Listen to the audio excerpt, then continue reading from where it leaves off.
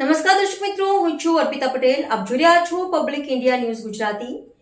સુરતના સુવાલી બીચ અને તેની આસપાસના ગામના દરિયાઈ કાંઠા વિસ્તારમાં મરીન ટાસ્ક ફોર્સ દ્વારા સઘન કોસ્ટલ પેટ્રોલિંગ.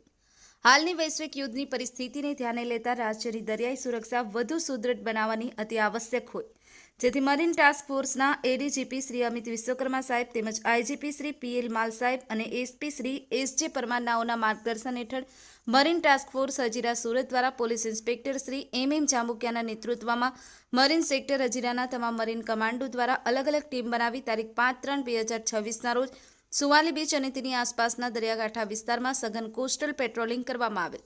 આ સઘન કોસ્ટલ પેટ્રોલિંગ દરમિયાન મરીન કમાન્ડોની અલગ અલગ ટીમો દ્વારા શંકાસ્પદ ઇસમો, શંકાસ્પદ બોટો તેમજ અવાવરૂ જગ્યાઓનું ચેકિંગ હાથ ધરવામાં આવેલ હતું.